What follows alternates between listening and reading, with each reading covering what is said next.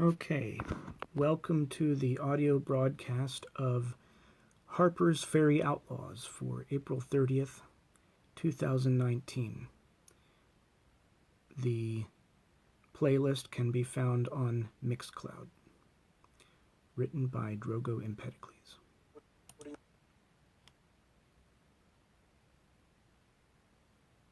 From the Harpers Faery Chronicles series, the book Harpers Faery Outlaws. Chapter 1. Slaves of Harpers Faery.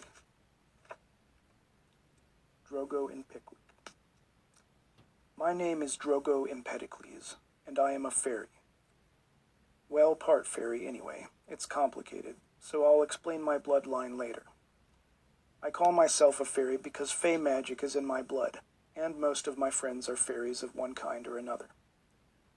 This story is about a time of darkness in the village of Harpers Faery, when all free fairies were being rounded up and captured or killed by humans. Then came zombies, but more on that later. When we were not killed, fairies were captured alive, tortured, and put in prison, according to the laws of King Charles. There were only two ways to get out of his castle dungeon, for most fae. Usually the slave masters came to get you, and then would sell you to human owners. The only other way out was if you died, because your body was removed. But you could not use magic to escape, because the court mages used wall wards, magic barriers. So those of us that had not been enslaved yet were told there was one chance to remain free.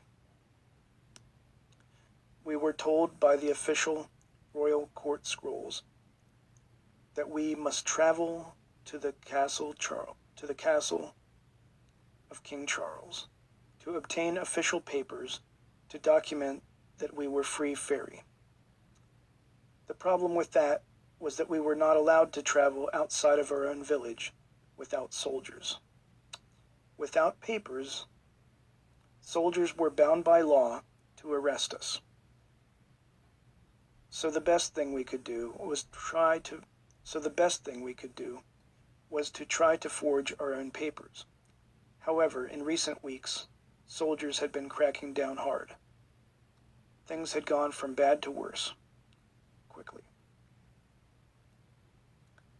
I would often spend time in my family's house, in the sacred sanctuary, surrounded by smoking incense, ornate candles, sculptures, and elven music.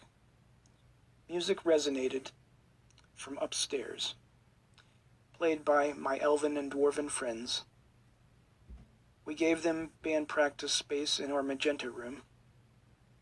As a fairy folk ensemble, their harp, lute, bell, drum, and singing was divine. The dim, mystical atmosphere was a time travel environment, allowing me to communicate with my ancestors. Statuettes and busts of Empedocles and Hawthorne family members, great-grandparents, and ancient distant cousins all spoke to me with mental tones and images to which I related. I was 25 years old and depressed and angry about not being happily married and not understanding how to be successful financially. My house was a meditational device with all of its possessions, people, and memories. When I was not meditating or playing, I was drawing or writing what my mind was seeing and feeling. Books also helped alleviate the angst. One late summer afternoon, I was walking over to a neighbor's house on a whim, and had forgotten to bring my papers. I was spotted by some soldiers riding on street patrol. My instinct was to run and hide, so I did. I ran as fast as I could and jumped behind a bush against a wall. I knew the soldiers had seen me, and I could hear their horses approaching. I waited until I heard the horse trotting past. Then nervously, I left my hiding place to continue on my way. Summers in Harpers Faery get very hot and humid. The sweat was pouring off me, just as a thunderstorm was brewing in the sky. This was typical for fairy summers. Things get very steamy every afternoon, and then it breaks with a short but heavy rain shower. Then it gets hot again until midnight. Unfortunately, a soldier had stopped as the group went by, and was waiting for me to show myself. Damn it. I had done just as he had wanted. I had come out of my hiding on my own too soon. I ran to my neighbor's house because it was closer than returning to my own house, or making a break for the woods. My gnomish neighbor, Pickwick, was waiting for me inside. It began to rain hard, and I was glad to be indoors. Pickwick exclaimed, "You don't have to be a knocker to knock." I panted, "I know, but there are soldiers after me." They saw me. This was all happening too quickly. Pickwick shook his head and cursed, "Holy Harper, Drogo, what have you done now? Don't tell me you forgot your public papers. I do not wish to have trouble here. Thank you. Now get out." Lightning flashed through the window from outside. I didn't bring my papers, but even if I did, they might have noticed they were forged. Even if they couldn't tell the difference. You know, they will just accuse us of crimes for any number of reasons. I saw that Pickwick had begun to realize that me going back home was not an option anymore. Thunder boomed from the storm around us. Pickwick nodded and began gathering items into a knapsack. Perhaps it's because humans hate us. Sometimes I wish I had wings like pixie sprites or female fairy elves. As it is, I'm only a gnome. I have 2 feet, 1 brain, and my tools. Yesterday, soldiers came and cleaned out most of my tools. They said they would come back for me if I didn't get the proper papers with red stamps on them. Well, I have had enough. I am sorry, Pickwick. I did not mean to bring the soldiers here. My neighbor Pickwick and I had worked on many projects together over the years. Although we did not agree on everything, we had a mutual understanding about the basic needs in life. One of those needs was cooperation. Pickwick waved away my apology. "Don't worry about it, Drogo. We have to run to the woods now. There's no other option. Your mother will be okay for now because she is considered human. You are almost tall enough to be human, but they know your father was a fairy counselor, and where your sympathies lie. If you can carry the large bag by the steps, we will be on our way. Come on." Pickwick continued packing things up. I grabbed the large bag, and he gathered his backpack, knapsacks, goggles, and a staff. We left Pickwick's house just in time to see soldiers gathering a block away. We did not stop to stare. Humans are generally slow and stupid compared to fairies, so they began pointing and yelling at us as we escaped towards the southern trees on the hillside outskirts of Harpers Faery. It was wet, but the downpour was slowing as we made our way down the slope, through the shade of the trees and undergrowth, to the Warlock Trail. Harper's fairies are familiar with the legends and magic of the Warlock Trail. The rain stopped, but it was getting dark. The trail took us over small cliffs and across small gully creeks. The Warlock Trail overlooked the Shenandoah River. The Shenandoah River was the southern river of the 2 that flowed west to east through Harper's Faery. The other river was the Pot River. From the Warlock Trail, we could hike far into the Shenandoah Forest of the southern Blood Mountains. Perhaps if we found the Centaur tribe of centaurs, we might be safe from humans. Maybe. We stopped for a rest in a small cave along the hillside. I was very familiar with this cave, as I often hiked here and played there with kids growing up. We built wooden walls for forts and took turns knocking down what each other built.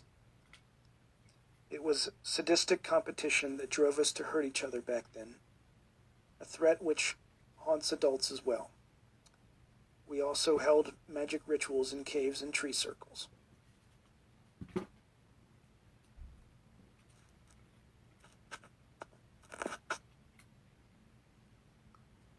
Pickwick checked his equipment. Those bastards stole my hat collection. Looks like I will have to make my own until I can buy more. Pickwick loved hats and gadgets. His staff was not an ordinary walking stick. Pickwick's staff was a multi-purpose tool. With the turn of a wrist, it divided into a cane and cudgel. With the switch of the cudgel, it unfolded a pick, and the cane produced a wick for a torch. The cane handle unscrewed to become a quarterstaff. The locust wood's shaft contained small blades, tools, and hidden pockets.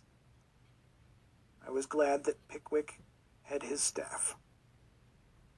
He also had his goggles, which were magical. The glass lenses shielded his eyes from bright light and gave him second and third sight.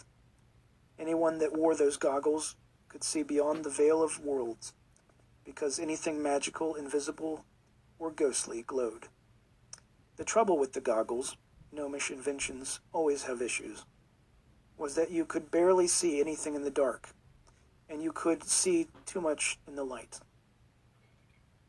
Sometimes you could see into other worlds that have no impact on our reality, and sometimes the goggles showed phantoms of the past or echoes of the future.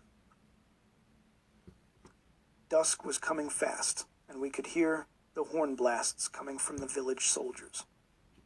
We were back on the path walking fast when we began to hear dogs barking a few minutes behind us. Pickwick and I began running for our lives. Soon the dog patrol would pick up which trail segment we were on, and soldiers on horseback would be near the trail along flat road sections. Some stones were slippery. Pickwick was far older than I was and shorter, but he was every bit as nimble and energized by fear. Like billy goats, we hobbled along the path, around curves and up and down steep slopes. The path was less than 2 feet wide and uneven, but a pack of howling dogs was still driving on us. We fled down and up through Banshee Pass.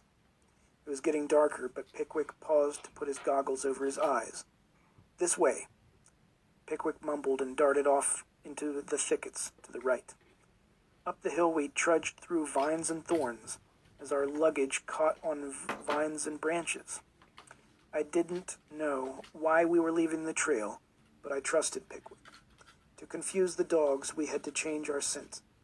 We found stinky leaf bushes and rubbed the pungent leaves on our skin, hair, and clothing. Then we found a creek and walked up it for a few minutes before finding a deer path. That's when I realized where we were going. Davis the dwarf. We were taking a roundabout way to the underground home of Davashan the dwarf, known by his friends as Davis. The dwarf had long ago refused to work in the mines. Most dwarves spent their whole lives working underground in coal or mineral mines. Davis preferred to live a free life in the woods, paying no property taxes, and visiting the village for trading supplies and socializing. Pickwick led me to a blackberry bush below a cluster of medium-sized trees. I smelled a faint odor of cherry wood burning and saw a fog of smoke gathering around the base of a stump. Pickwick knelt down and knocked on an old board on the ground. That's when I realized we were standing on top of Davashan's house. In a few moments, the board was revealed to be a hatch that opened on shale steps that we went down. Davis greeted us with fey sounds. I had only been to Davashan's house once years ago. A small damp hall led to a humble door made of branches and sticks. Davis parted the cloth drape behind it and inviting us into a warm, cozy, and pleasantly smoke-filled room. It was his bed, living, and kitchen space, all in one. In the middle of the room was a broad table, beside a column sculpted in the form of Knock-Nud, the dwarven god of war and peace. Welcome. Weapons, tools, and food storage dominated the decor. Davis offered us wine and mugwort leaf to smoke in our pipes. Thank you. Well, what brings you here tonight, my friends? I was just about to make some stew. Leaving our luggage by the door, we sat at his table. Pickwick answered, "Not good news, bad news, in fact. I'm sorry to say we are being hunted. I think we have lost them for now. Davis, but you must come with us." "Come with you?" Davis was surprised. "Holy Harper," Pickwick continued. "The time has come for us to leave Harpers Faery. We cannot stay free here any longer. If we stay, we will be killed or captured as slaves. You have been safe here in the woods from the soldiers. But even if we did not come, it would be a matter of time before someone squealed on you, as a pitiful plea bargain forced from a fairy by a human soldier or worse. Fae will betray other Fae to try to save their own lives or family. That's just the way of things." Davis let words settle in on his mind. "So that is why you have these bags. Huh. I suppose you have cut to the chase, but we knew this was inevitable. I was going to use this empty barrel to catch rainwater, but with some straps it should hold my travel gear. In the time it takes to dig a grave, I will be ready."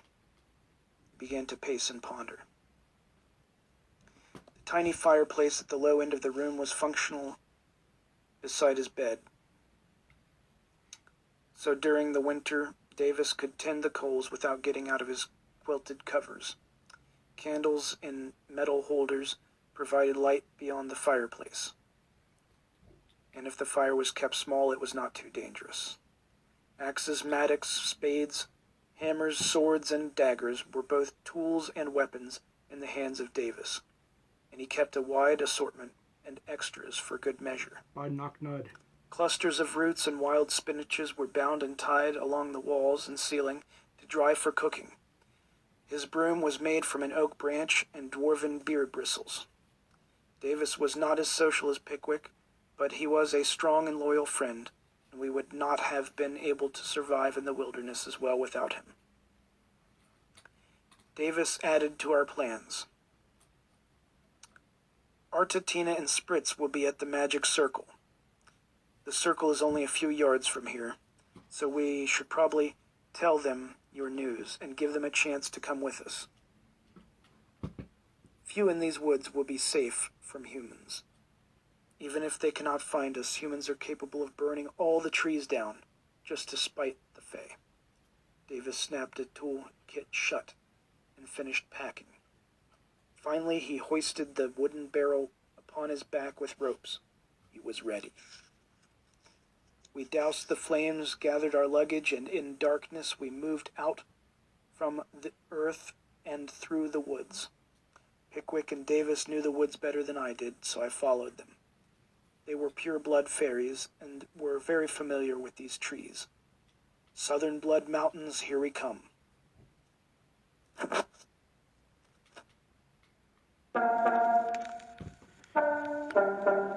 Oh, playlist.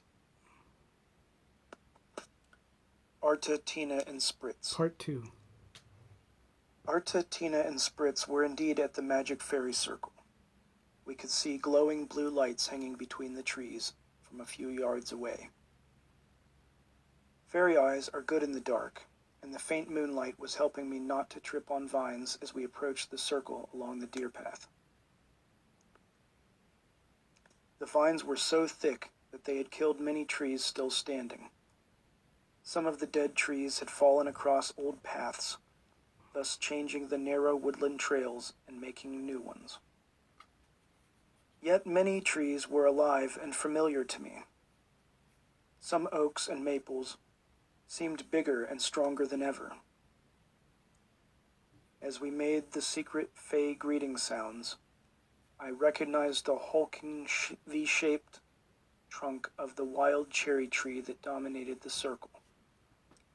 The ancient dark tree represented the goddess, and its dryad protected the circle. The sounds were confirmed, and we were welcomed to enter the circle area. A elfintad sendendu krigar felurignun seriat sefartu for eklenmor nikromborlun. Arta was as beautiful as ever. Her skin and soft, long hair seemed as blue as her robes in the moonlight and orb glow. We had been fairy children in Harpers Faery together and grew up as close friends. We were family, but not by direct bloodline. Fairy childhoods last almost a human lifetime. In fact, a human playmate of mine grew to the age of 30 years old and died in a hunting accident before I was the age of 10 in Fey years. So Fey children have decades more memories than human children, and bonds formed during those early years are not as fleeting. Fey time is also different than human time, but it may take a whole physics book to explain that.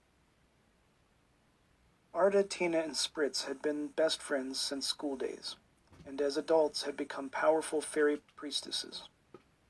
Arta was actually a fairy elf. She was almost human-sized and had wings that came out when she needed them. Large, angel-like wings. Tina the pixie and Spritz the sprite were of course much smaller than us, and were not from our neighborhood in the village. Tina grew up in Baker's village. Spritz lived down the street from us, and I learned that sprites have their own concept of mutual play and sharing. Anyway, these people were all like family to me. Pickwick, Davis, Arta, Tina, and Spritz were all good friends to have during hard times. Hard times were upon us. Duro. Many of our former neighbors had already been forced to work for humans as slaves. A few of our Fae had even been killed for resisting. One slave Fae can last in a human house for generations. We had found Arta, Tina, and Spritz as they were finishing their regular protection spell on the grove of trees in the circle. Weeks ago, fairies had gathered here at this small circle because it was kept secret from humans. Pixies and sprites of all ages debated what should be done about human aggression. Fairy magic protected them from being found in the woods most of the time. However, their magic was not flawless. Fairies can affect minds and flames, but cannot stop forces with enormous will of spirit. For example, a large forest fire can burn an entire forest down despite fairy spells of protection. Also, humans employ magic users of their own. Arta, Tina, and Spritz had seen us coming in a vision earlier in the day, and had already decided they would go with us on our quest for freedom. Words cannot express the feelings of goodness and love that we felt in that circle. It was good to know there would be 6 of us now. Small winged fairies are lucky in that they do not need much to eat. They subsist mainly on dewdrops, nectar, honey, and sometimes ambrosia. Tina and Spritz would be fine on our journey, but Arta needed more provisions, like Pickwick, Davis, and I. Arta had a patchwork satchel with a shoulder strap that she filled with bread, vegetables, fruits, and berries. We were running for our lives to the mountains, but somehow being with friends was slightly more comforting than being alone. Dryads gave us their blessings, and Tina gave me a magic pouch of featherfall pixie dust. Despite the fear, anxiety, and angst, knowing that we were being hunted by soldiers, we were managing to evade them, keep it together, and press on. So press on we did. Through the night we walked with speed. The 6 of us would soon have to cross the Shenandoah River, and that would be very dangerous. The river was deadly because of the current, and we were exposed in the moonlight, so anyone could see us. Tina and Spritz would scout the other side of the river for us, to make sure the coast was clear. Arda said that she would draw her string hunting bow with an arrow and guard the shores as we cross. Then she would sprout her wings and fly across to join us on the other side. No one had any substantial amount of magic flying powder that night, due to unforeseen circumstances. Fairies cannot usually make other things levitate or fly with their born abilities. They can barely carry loads equal to their own weight, or sometimes use magic flying powder. Magic can allow some fairies to be stronger or lift others into the air. Our fairy friends did not usually have powerful magics on hand. They did have a modicum of pixie dust, which was at best moderate in power, but it would help us, as well as the featherfall pixie dust that Tina gave me. Pixie dust was not as good for flying as fairy powder, as magic dusts are unrefined and not as potent as powder. So by moonlight we waded and swam across the Shenandoah River. Some spots in the river are deep or have strong currents, but most of the water is weak enough and shallow enough for people, especially short people, to feel challenged yet capable. I was able to stand waist high in the middle of the river, but even at places where it was above my head, I barely felt in danger of drowning. We floated our luggage across on a small broken raft, and the fairies helped to fly some across as well. Pickwick shook his head and cursed as he tried to stay afloat without drifting too far downriver. Holy Harper! Tina and Spritz flew overhead as we struggled to get ashore, drenched, soaking wet.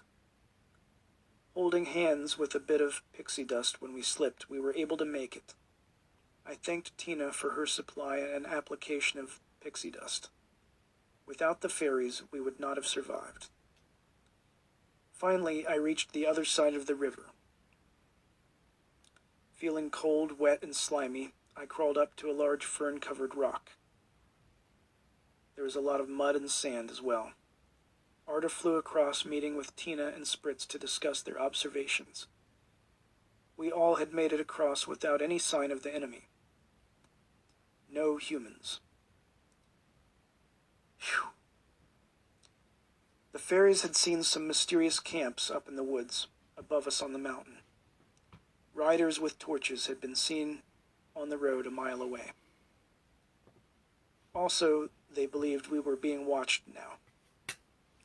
We all looked around while unloading the luggage raft. I saw Pickwick Davis and the 3 female fairies, nothing else. Okay, I think it's time to move on. We should try to avoid the camps if we can. Then, we should be far enough along the South Mountain Range to avoid the soldiers. That was my suggestion, and Pickwick agreed. Davis was about to say something when ferns lifted off the top of the rock and a dark shape spoke to us. Moss the Hunter. Ho there, that's far enough. Are ye friend or foe? It was a forest ranger wearing a moss-covered cloak and a hood of ferns. He spoke sternly and pointed a crossbow at us. Davis shouted, "Ambush! Lower your bolt, archer, unless you want an axe for a face." Davis had an axe and was moving towards the mysterious figure. That's when I noticed he was not a royal ranger. He looked more independent, rural, and wild, with no expensive regalia. I decided to communicate instead of fight. Ho, huntsman, you must be an independent ranger. Perhaps we may be friends?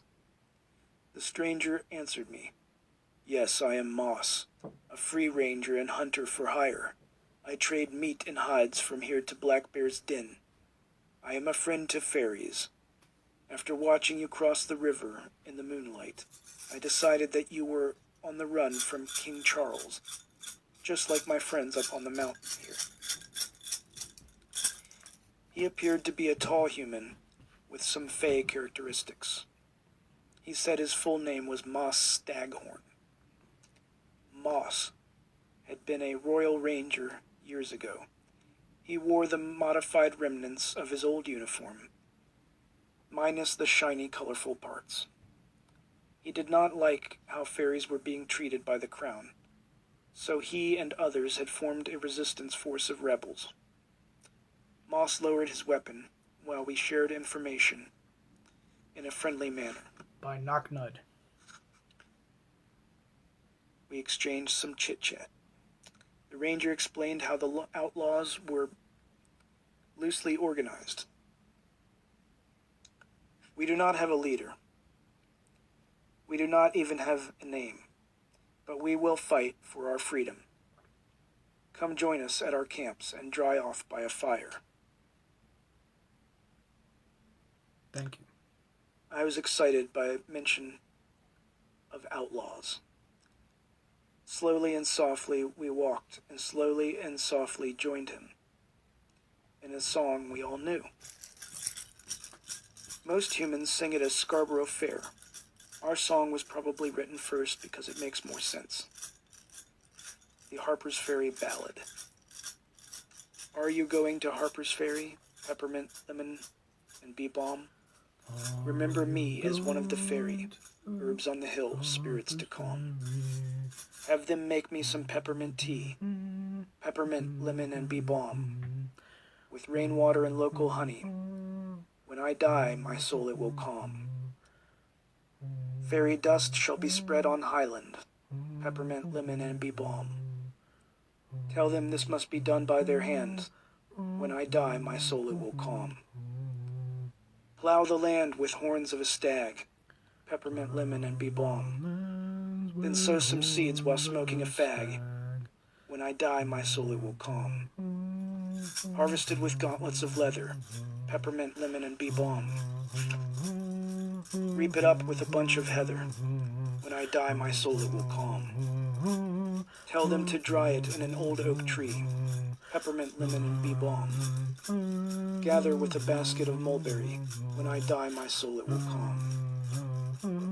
Have them steep it in yonder cistern, peppermint, lemon, and bee balm. Make sure to add some Bakerton catnip. When I die, my soul it will calm. When thou hast finished thy task, peppermint, lemon, and bee balm, come to me a favor to ask. When I die, my soul it will be calm. Once again, there was a golden crack between the cloves of seasons, as this sun arc fell against the sky. Summer waned towards magic fall, like a garlic clove turning, browning, dividing.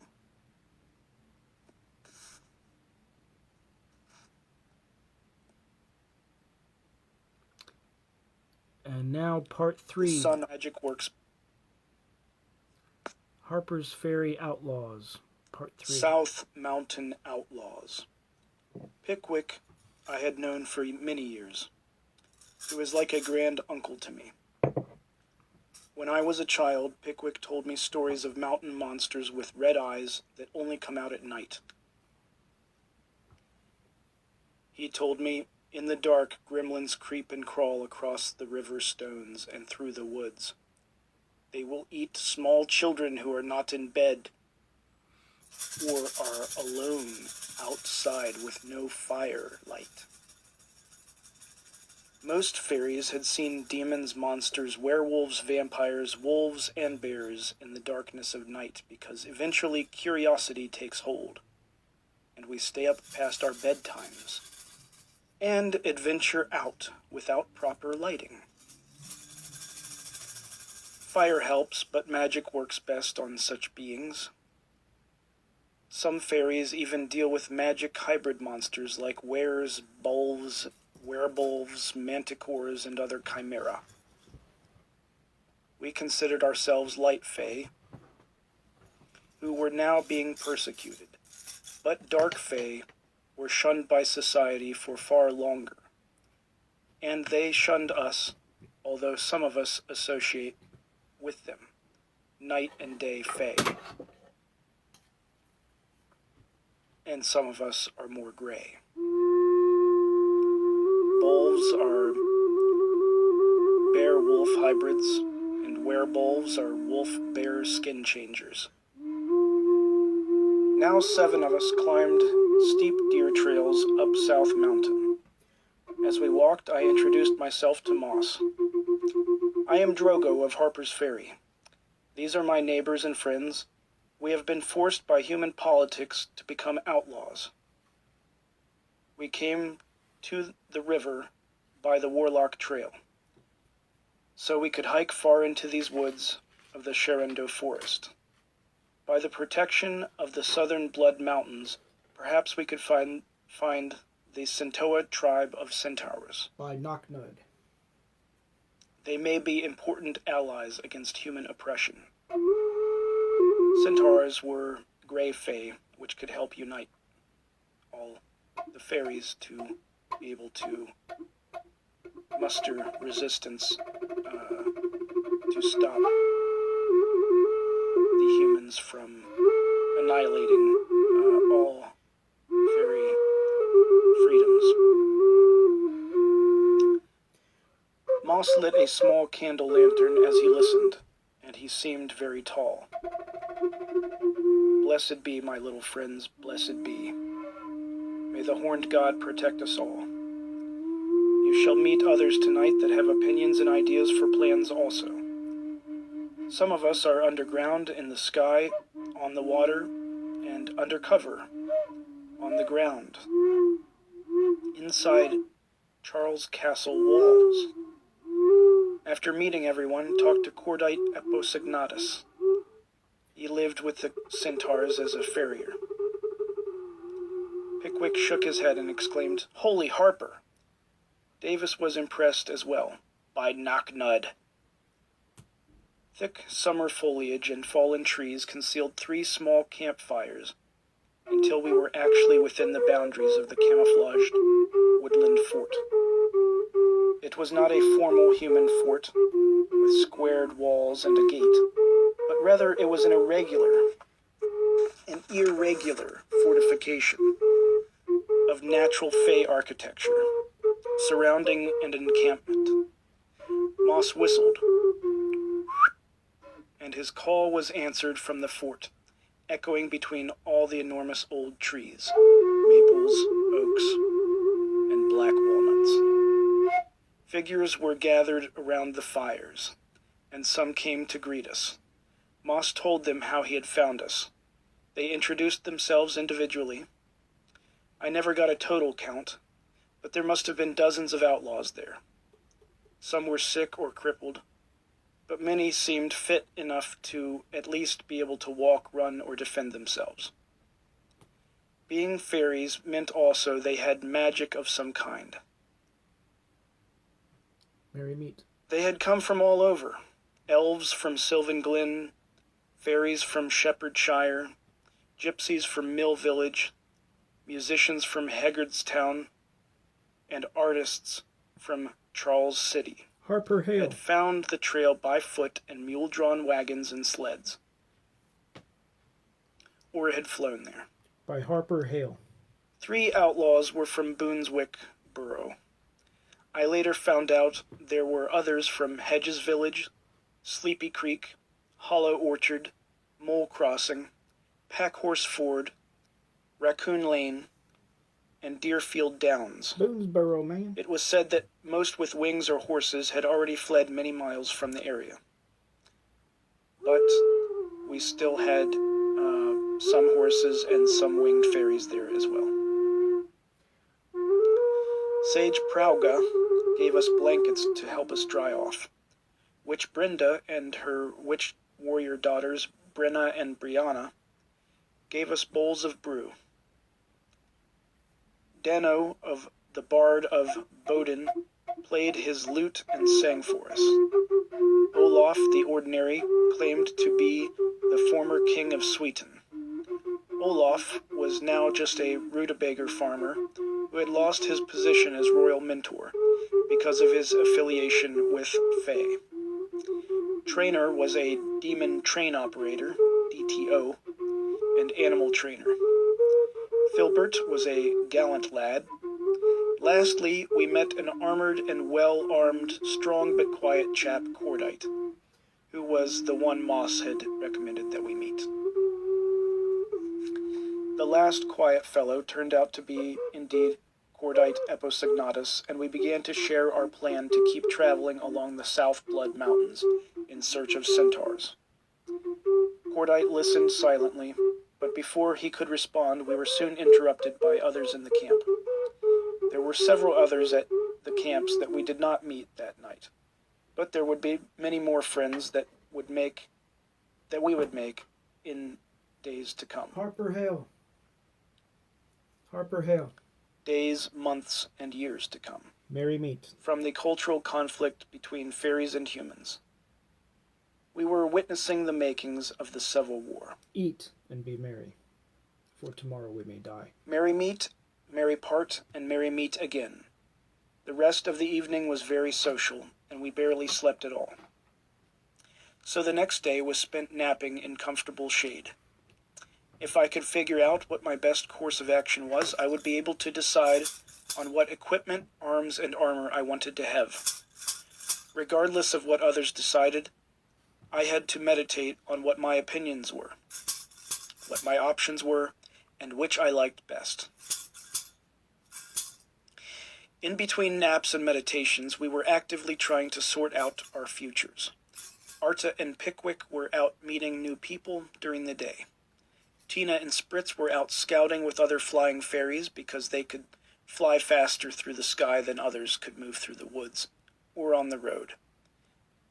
No one had a horse in the woods because they had to be able to camp or flee from the path at any moment, Nay. which they had been practicing often before we arrived.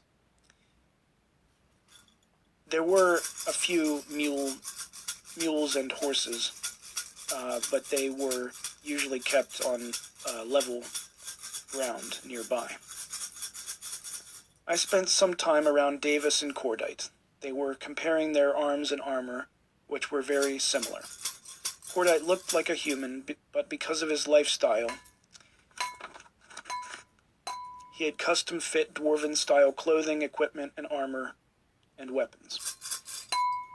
His clothing was earth-toned, his armor was practical for movement and travel, and his weapons were all very serious. I say serious because many fairies at the gathering there had mostly whatever they could grab on the way out their door or window. Wands, walking sticks, brooms, rocks, and other forms of sticks and stones.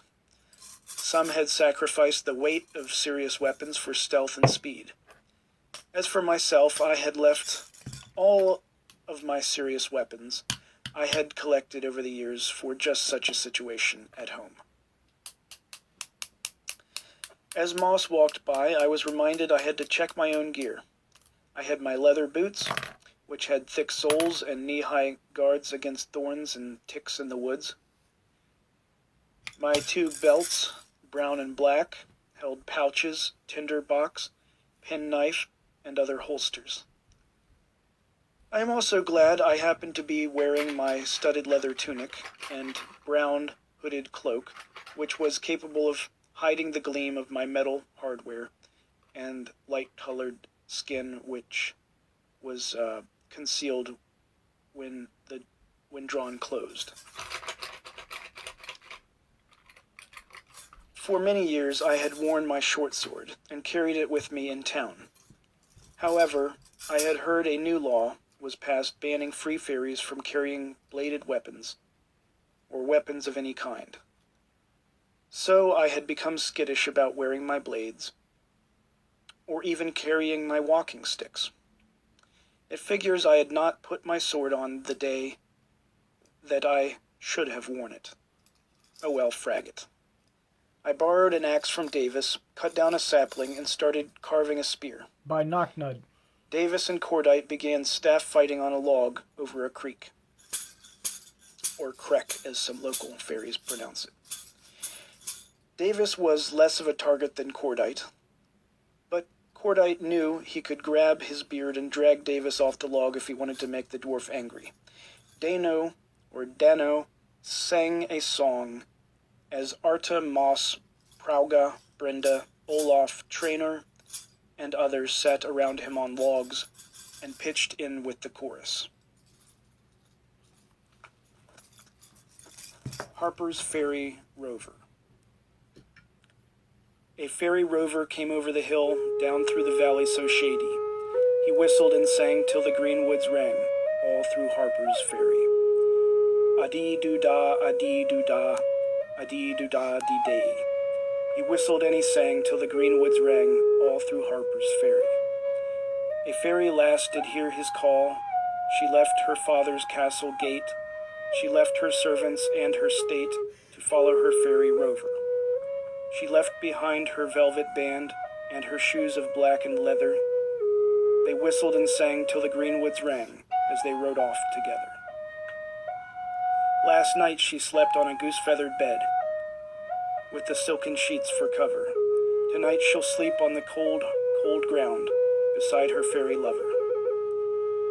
Her father saddled up his fastest steed and roamed the valley all over, sought his daughter at great speed, and the whistling fairy rover.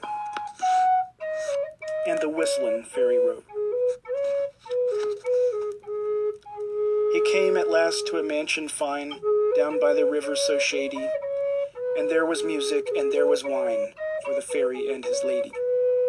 Have you forsaken your black velvet band? Have you forgotten your blackened shoes?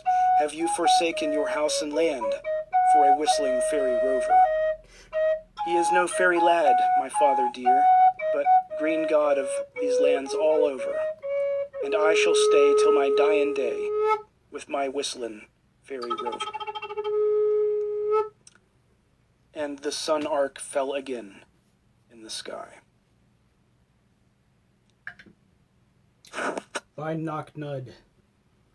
Loud on heights on the southern Blood Mountains. Several days and nights passed without incident. We kept talking, training, meditating, exercising, guarding, healing, sharpening, and trying to rest. Sleep was difficult, as we were all tense and nervous most of the time. We worried that this may be our last few days alive. The king had more than just soldiers under his command, and he often hired mercenaries of all kinds. King Charles was known to use humans, beasts, magical beasts, mages, and necromancers. The necromancers were often called devil lopers. Dun dun dun. It felt good to be up high on the mountain, though. Funny thing about the names of mountains is that they, like anything else, can have multiple names. Also, it is hard to tell where one mountain starts and another stops. If they are part of a ridgeline, for example, the mountain we were on was called South Blood Mountain, Loudon Heights, and by locals it was simply called the mountain, although it was not the only mountain around. Correctly, the sages made a distinction between the southern Blood Mountain range and Loudon Heights, which is the peak ridge and stone cliffs of this mountain we were on. The woods were full of light and merriment that day. It had been a long time since I had felt such elation. Ah, blissful void consciousness.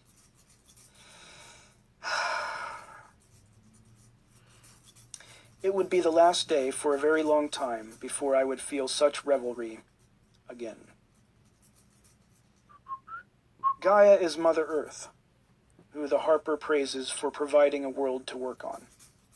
The essence of Gaia is felt in the deep forests. Goddess. Wisps of her ferny hair are strewn softly across the woodland ground. Fairies savor the sweet taste of pine sap and the fragrant smell of honeysuckle flowers in bloom, and praise the goddess. All the best bards know Harper's Faery songs about the harper, Aurison, Lord Sky, and Gaia, Mother Earth. Here are some more of the stories that comforted us during our communal times together as rebels.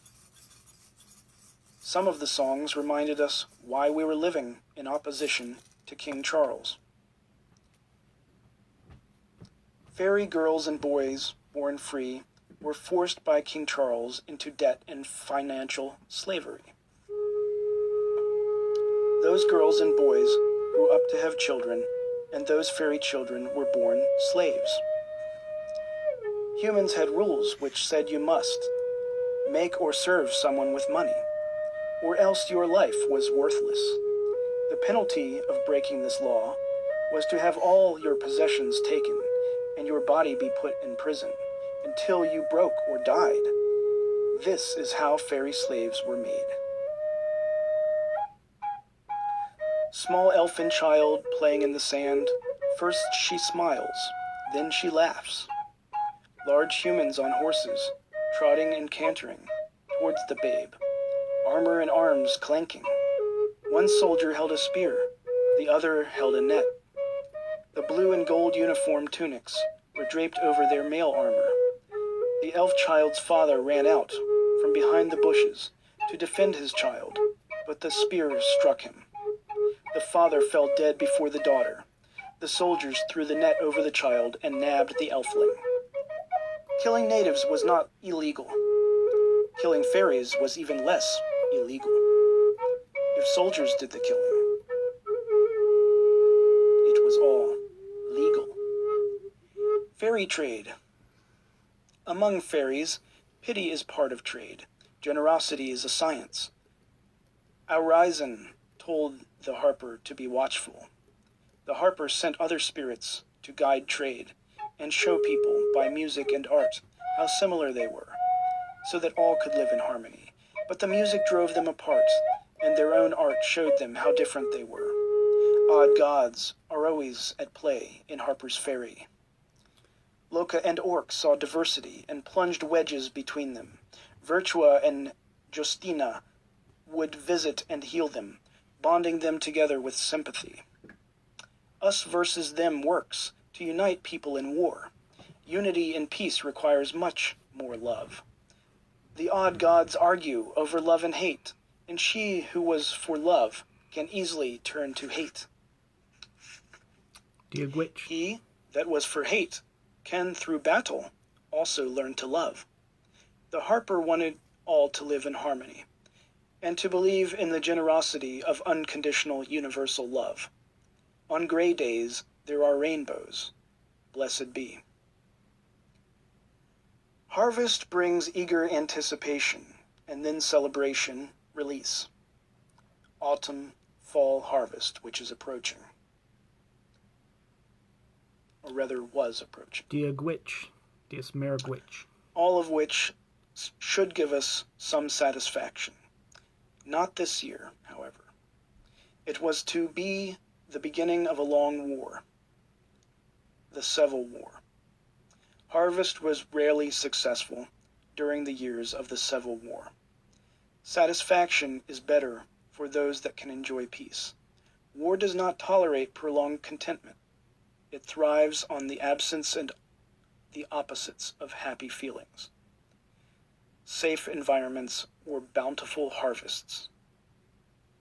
Even on good years, harvests give way to the cold, dark, dead survival days of fall and winter, and even early spring. The life struggle for food and warmth is real and hard, even without wars. The Civil War years took their death tolls on the land. The official royal court scrolls inside Castle Charles documented property on birch paper bark, or birch bark paper. Increasingly, more and more property was taken from fairies and given to humans by the crown, quite legally. Queen Mab was from Loveland, along with Queen Ayla, and came every summer to visit Harpers Faery, and leave as quickly as they came, after helping the people of the goddess. Bad to worse, worse to bad, out from the woods leapt an elfin lad. The lad was chased by soldiers tall, and all around heard a clarion call. The fairy queen flew from a cloud to punish the soldiers on chariot proud. Queen Mab chased the soldiers away, and lived to fight another day. So mote it be, blessed be. By Knocknud, thank you for listening, and that's all for parts 1 through 3. Stay tuned for more parts as I record them. Thanks again for your support.